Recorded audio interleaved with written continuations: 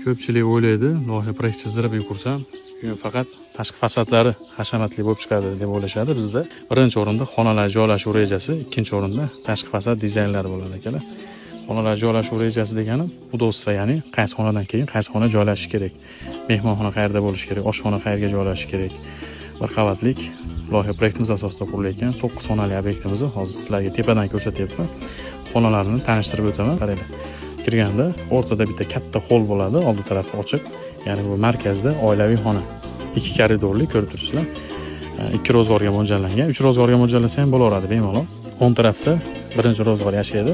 O'ng taraf koridorda yotoqxona, o'zini sanuzel, orqada bitta qizlar, bitta bolalar xonasi bo'ladi. Bu koridorimizda ikkinchi koridorda bitta yotoqxona, yonida yana bitta bolalar xonasi, o'zini sanuzeli, bu tarafda ham sanuzel bor, kattalar, umumiy. O'ng tarafimizga xona, bu taraf oshxona bo'ladi. Shu yerda ovqat tayyorlab, bu yerda olib chiqib ovqatlanib o'tirishsa bo'ladi. Televizor ko'rib bemalol. Yoki mana shu yerda o'zida ham ovqatlanib o'tirsa bo'ladi oshxona. Xudo xolasa tez kunlarda tomlari yopiladi sizlarga.